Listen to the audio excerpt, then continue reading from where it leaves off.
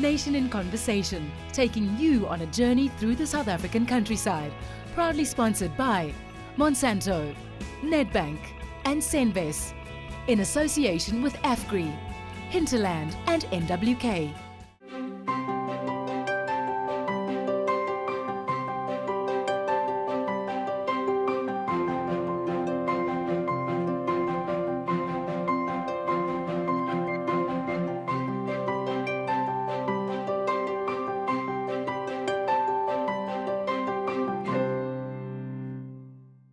Welcome to Nation in Conversation on our journey through the South African countryside.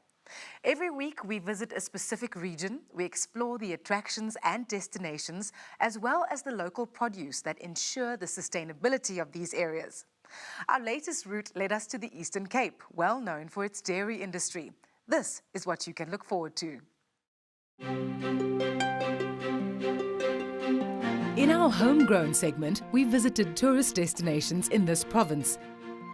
We then visited the Rozanne Dairy Farm and explored the Rebogrant incentive scheme, successfully assisting producers in the area. Chris Burgess joins us in Context to share his insights, and we visited Kucha Dairy. Mpumelelo Mkhabelo then takes the discussion around the dairy industry forward in dialogue with Dr Chris van Dijk from the Milk Producers Organization.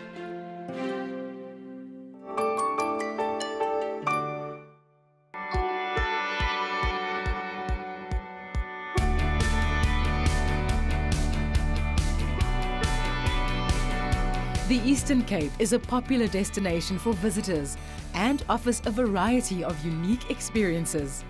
Nature at its best, ocean views, adventure activities, and friendly people. This all makes every visit unforgettable. Especially south of Port Elizabeth, the attractions are almost unlimited.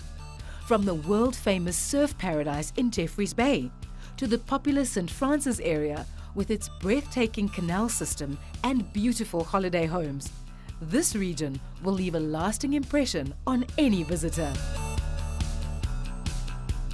There are also the valuable wind farms along the route, which truly make a difference within the community. Testimony to the caring nature of the people in this region.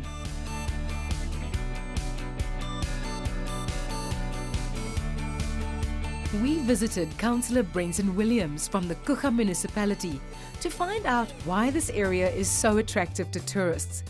He also tells us why the agricultural sector plays such an important role. Tourism and agriculture are two economic drivers in the region.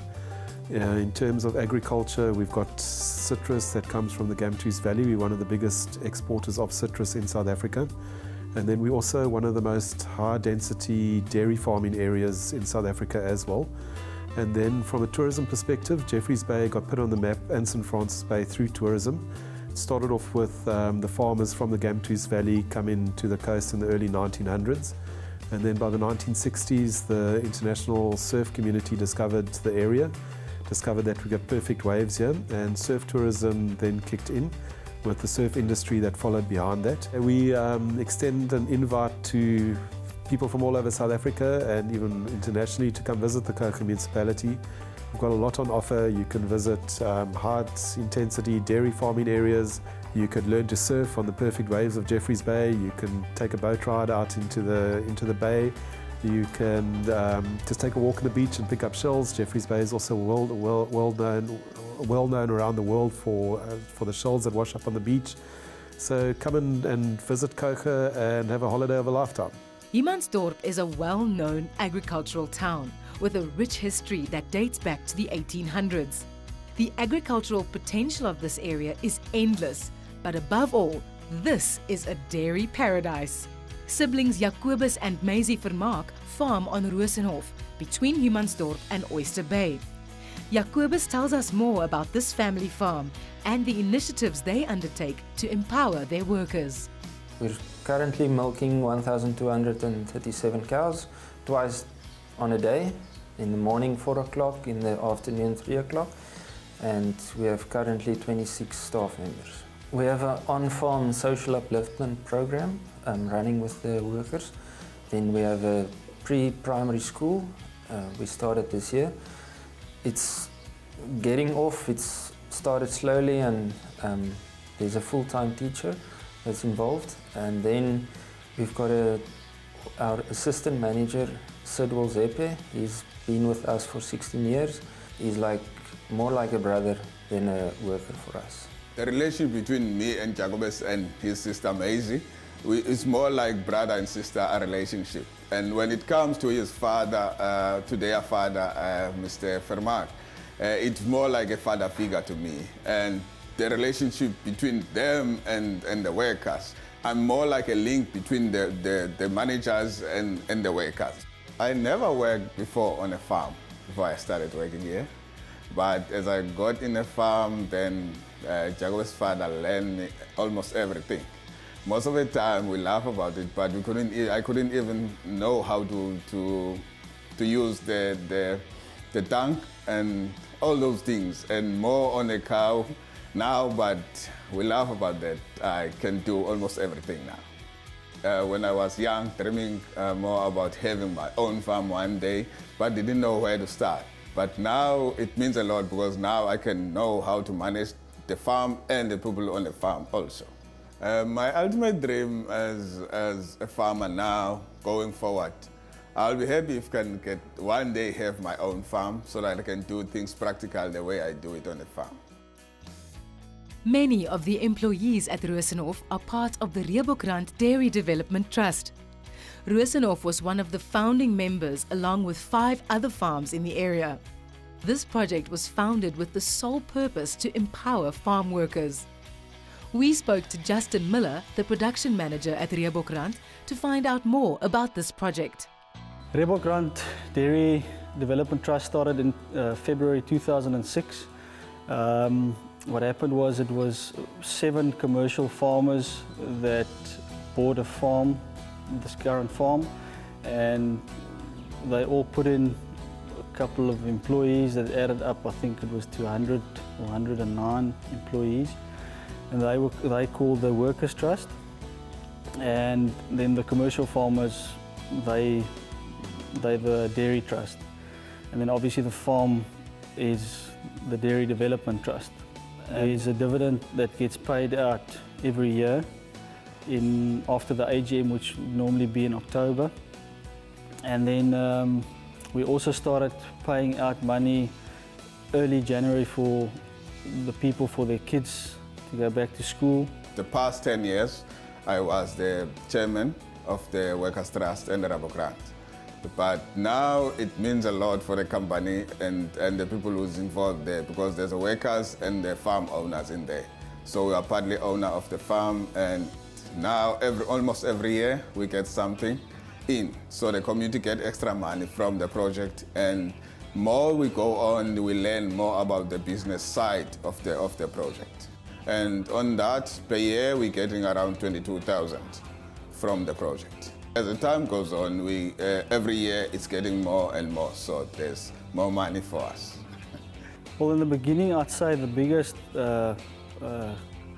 concern or problem was the trust relationship between the 2 trusts. That was a big issue, but from day one to now, 10 years later, there's a strong trust relationship between the 2 trusts, and it has grown over the years. And we look forward to the next 10 years and to start another project based on the same principle.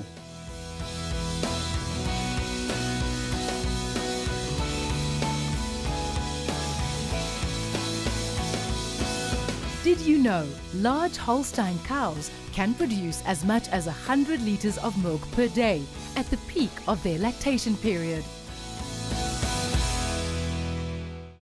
It is truly inspiring to hear stories of some of the initiatives undertaken by producers to help develop other producers in their community, committed to making a difference.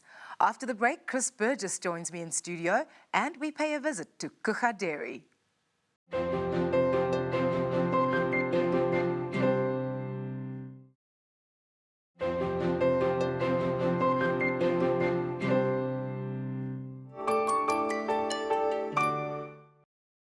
Welcome back to Nation in Conversation. Please remember to join the conversation on Facebook and Twitter.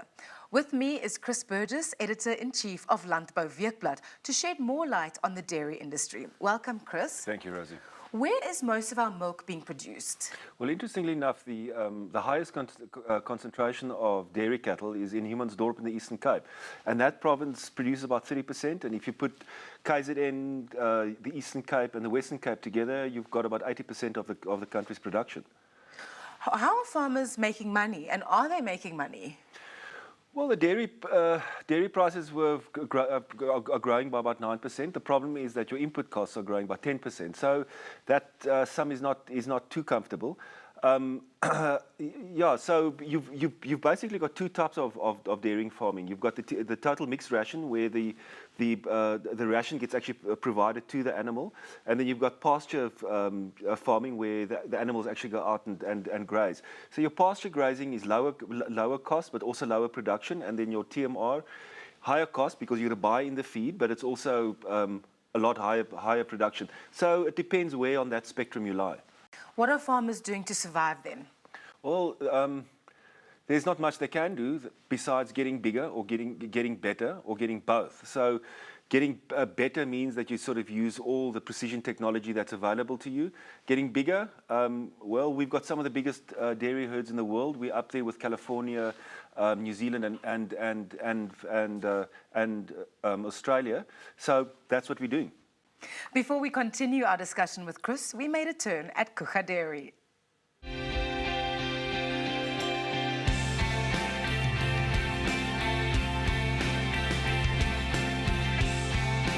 Kugga Dairy is situated near the Kugga Harbour in the Kugga Industrial Development Zone, and they take pride in being an environmentally friendly dairy with a focus on local farmers and the community's well-being. Kugga Dairy combines farm freshness with eco-friendly technology to bring consumers quality dairy products straight from the farms of the Eastern Cape countryside. Their ultra-high temperature processing plant also plays a significant role in reducing their carbon footprint. Founded by a group of 13 farmers in 2010, Kugga Dairy aims to ensure a sustainable future for the Eastern Cape dairy farming community. The development of Kugga Dairy has helped to empower the community by providing them with quality products and sustainable job opportunities, while enabling dairy farmers to add value to their produce too. Currently, the dairy procures approximately 20% of their milk from empowerment farms. Their retail products under the Coastal View brand are award-winning and are available in selected retail and wholesale outlets across South Africa and Africa.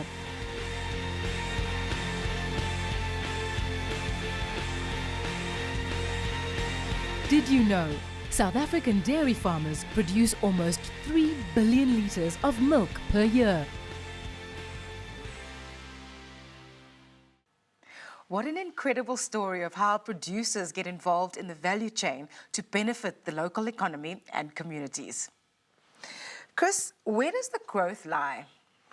So we've lost about 3,000 farmers in the past 10 years, but we actually haven't lost milk production. That's actually growing. In 2015, we've produced more milk than we've ever had in the past. But the two areas that the growth really lies in for the dairy farmers is cheese. It's doubled in the past 10 years. And then long life milk. And I think it's obviously got a lot to do with the convenience of it. You know, you can take it and keep it on a shelf. I mean, that's growing at about 12%. So those are the two areas where the growth really lies. How is the dairy industry transforming? Yeah, the dairy industry's got some really innovative programs, share milk programs. I think of guys like Jeff Every, Mpumelelo Agri down in the Eastern Cape. It's a share milk program. It's got some of our biggest dairy farmers involved, and these guys pull in black producers, and they've sort of put up dairies in areas where we haven't had agricultural development in the former homelands in the past 50 years. And quite interestingly, one of these guys, Chili Matadlutse, he's a 28-year-old, and he was voted as the best young farmer in the Eastern Cape this year, and we're really proud of that, because it just shows you that that the industry is transforming in a real sort of meaningful way. And then, of course, I just want to mention Trevor Elliott, one of our biggest producers, 22,000 cattle.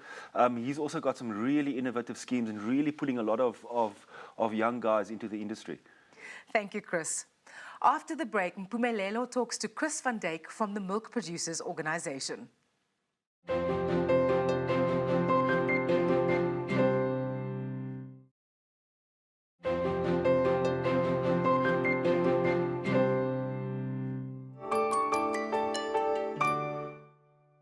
Welcome back to Nation in Conversation.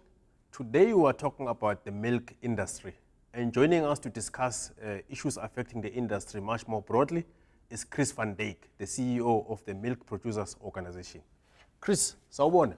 Yebo njani Mpumelelo? Ngiyaphila mfowethu. Welcome to the discussion. And before we go into the detail of how the industry plays itself out and its contribution in the economy, maybe you can tell us about your organization. What does it do? Who does it represent? And what is its place in the broader industry? Mpumelelo, the MPO, or the Milk Producers Organization, is a non-profit organization. It's basically representing the 1,680 dairy farmers in the country. Yeah. And that's, everybody from communal right through to commercial dairy farmers, from the very, very, subsistence farmer that's a member of the MPO, through to the people that's milking in the Tsitsikamma, as an example, about 12,000 cows. So that's everybody that actually owns a dairy cow in the country is represented by the Milk Producers Organization. So your organization is not one of those where you have strictly commercial farmers, producers, vis-a-vis the emerging, so everybody is under one umbrella? Yes. Definitely our vision as part of our strategy is to create a sustainable environment for everybody in the country, and that's including, as I said, from communal farmer through the whole chain up to the biggest commercial farmer. Yeah. Now, having said that, what would you say is the contribution of this industry in the broader economy in terms of the GDP of the country, or alternatively in terms of the employment generation it makes? I think, first of all, if you look at the GDP itself, the contribution, last year we produced about 3 billion litres of milk in the country, and that actually contributed about 14 billion rands of revenue to the total revenue in the agricultural environment. Yeah. And that's actually, as I said, it's about 1,680 dairy farmers, and on those 1,680 dairy farms, we've got about 50,000 farm workers, and then actually working on those farms. Yeah. And then together with their families and so on, there's actually about 120 to 130,000 people on dairy farms, together with the owner of the dairy farm, and then also the managers of the dairy farm. So there's a serious multiplier effect there, which means there's a lot of opportunities there in the industry. Maybe we can talk about that. Yeah, I think there's a lot of opportunities. First of all, if you look at the commercial dairy farms, mid-80s, 1980, 1985, we had about 12,000 dairy farms in the country.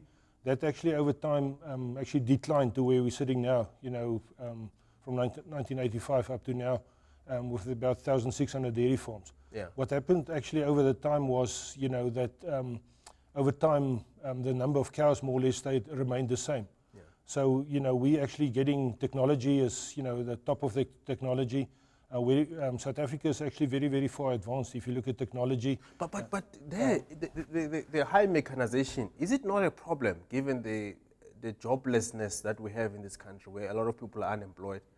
Is it wise for the industry to mechanize so fast and so vastly to the point that I'm sure, as many people would know, it doesn't really employ as many people as it used to do in the past? No, I think that the number of people that, we now recently, we had a farm here close to Ruyten where they actually installed a so-called robotic milker. Yeah. Now, in other words, people will immediately say, but listen, where's the people? They're not working in the parlour anymore. Yes.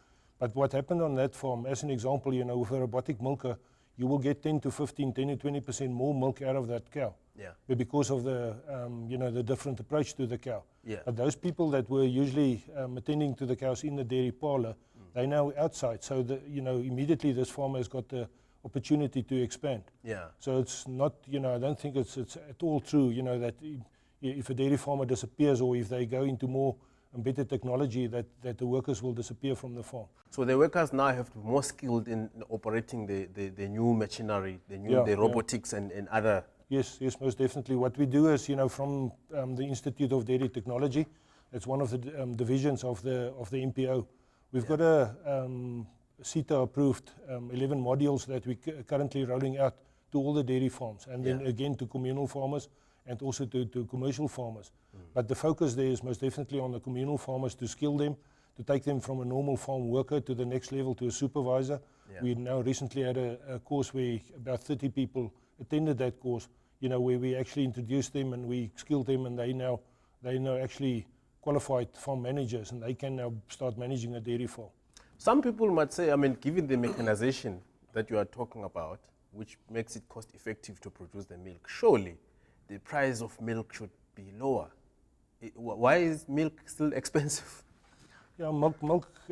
One can think that milk is expensive. When you go into the one-stop shop, or if you go into the retail, maybe if you buy the milk there, one can say, but listen, milk is now expensive. But if you look at the total increase, I think, from last year to now, total food basket actually increased. I read the other day increased by about 12%.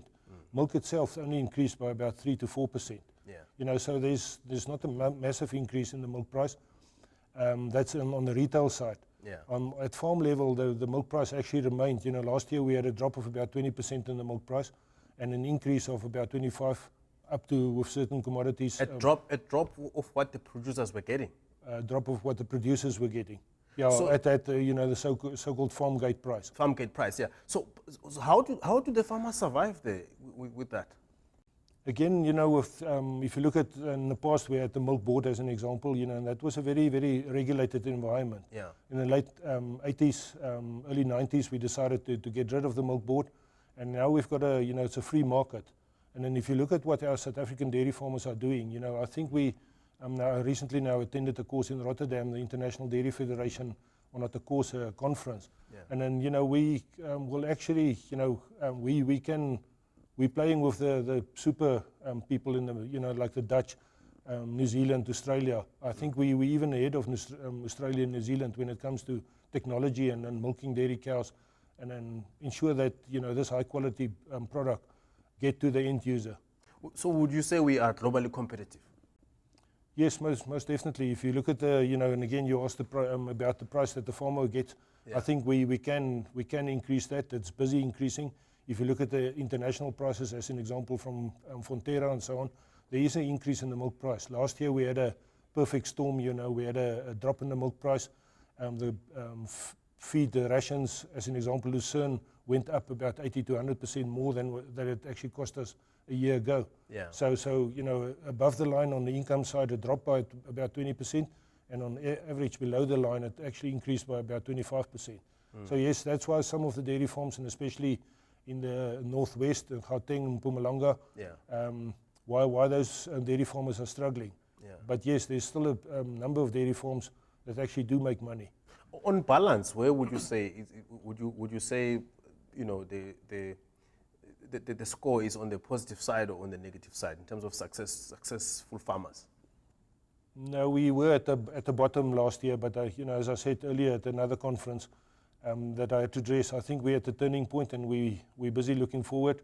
It's always the light that I see is the end of the tunnel, and it's not the train that's actually approaching us. I think there's a lot of us for a lot of it for everybody in this dairy industry, especially for the communal black farmers. There's a lot of it in for the black people, but then also for the commercial farmers. But if we are globally competitive and we use the latest technologies and we produce the best milk, as you say, we are up against the best in the world, New Zealand and all of them.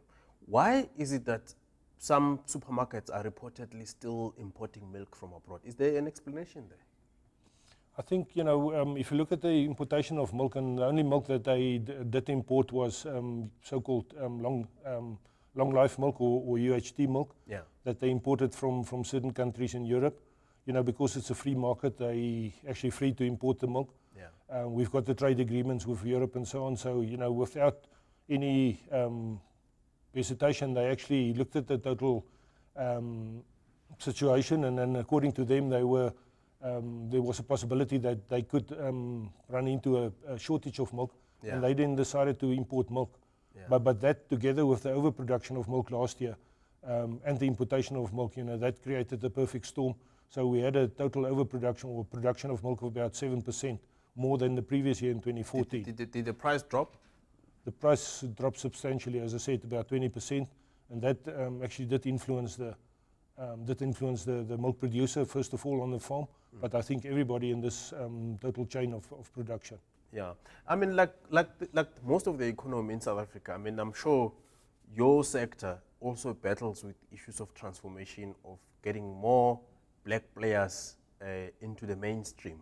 Are there any activities that your organization is involved in to bring more emerging farmers into the mainstream and getting the industry de-racialized? Again, on that, as part of our total strategic plan, from the MPO itself, we've identified it, and then we said, listen, transformation is necessary. So yes, we're busy focusing on it. My predecessor, or the previous CEO of the MPO, did quite a lot of work there. As an example, we've got the Mpumelelo project down in the Eastern Cape. Very good example of share milking and where people can work together. Thank you very much, Chris, for the enlightening discussion. Very informative indeed. That's it for today. That was Chris van Dijk, the CEO of the Milk Producers Organization. Until next time, hope you enjoy your South African milk. Goodbye. Thank you, Mpumelelo. Next week, our journey takes us to Oudtshoorn, the ostrich capital of the world. We explore not only the agricultural sector, but also the so-called ostrich tourism. Until next week, remember to exercise your rights as a consumer. Join the conversation. It affects us all. Goodbye.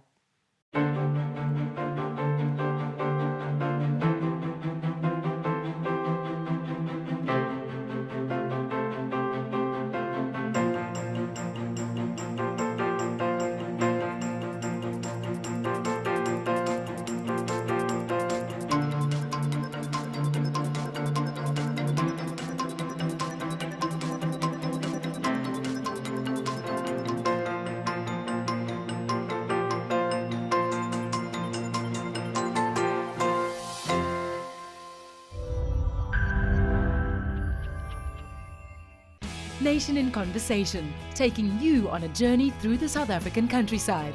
Proudly sponsored by Monsanto, Nedbank and Senves, in association with AFGRI, Hinterland and NWK.